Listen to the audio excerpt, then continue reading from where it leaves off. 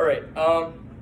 I've been accustomed to the game of baseball and been like a participant in it for most of my life. But there's always been one rule in Major League Baseball it's really confused me, and it's the DH situation. So, in my opinion, I think Major League Baseball should implement the universal designated hitter. The DH in baseball, it is a person that in the lineup is able to hit for the pitcher. So they do not play the field, but they replace the pitcher in the batting order. So all the pitcher does is go out and pitches. So in baseball, there are two leagues. There's the American League and the National League.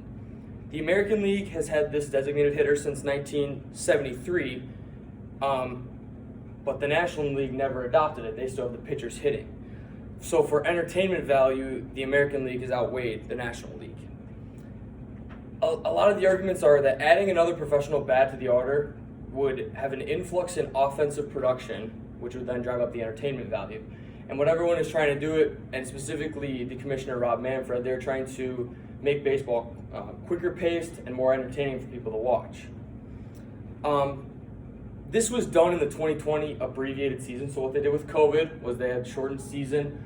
They did implement that there would be no pitchers hitting. So through AL and NL, all of the DHs would be in play. To put it simply, pitchers are a waste of a spot in the batting order, and the stats are there to back it up.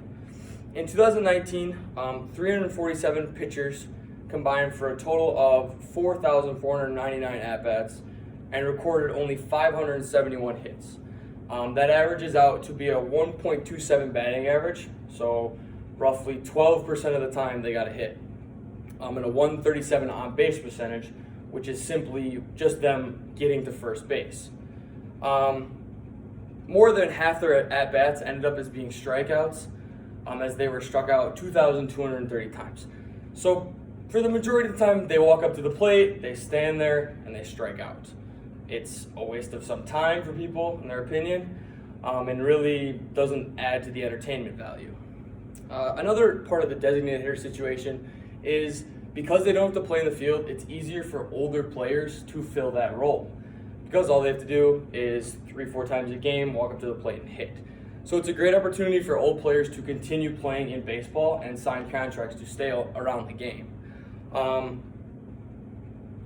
That's why it was used in the first place. That's why it was implemented. It's because some of those older players, they didn't have the opportunity to keep playing the field as their bodies are getting older and it's a lot more stressful. A lot of the counter arguments are that baseball was intended for all the players that played on the field to go up and hit, but it's confusing as to why one league has it and one league doesn't.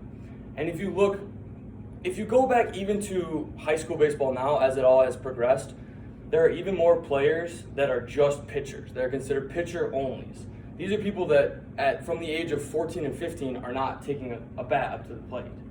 You go into college, and all colleges are using the designated hitter.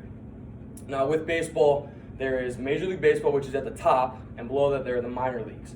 So there are 4 levels of minor league. There is low A ball, high A ball, double A, triple A, and then the majors. In those, in low A and high A, there is a DH. But then in double A and triple A, the pitchers do hit. So you get guys that go from age of 15 all the way to that double A level, which typically can be about 23, 24 for most players. They go from that period of time without picking up a bat and swinging. So it provides no entertainment when they haven't hit a baseball in 5-6 years. Trevor Bauer, who was the reigning Cy Young Award winner, which it's just the best pitcher that year, said in a tweet that it's just time to have the DH in both leagues. If you think about the fans' perspective and what they want to watch, do they want to watch a pitcher try and bunt or be bad at hitting, or do they want to watch someone such as David Ortiz go up there and hit a home run? It's a pretty simple thought in my head. This is someone that he recently got traded from an AL team where he had to hit to an NL team where he didn't have to hit, or vice versa.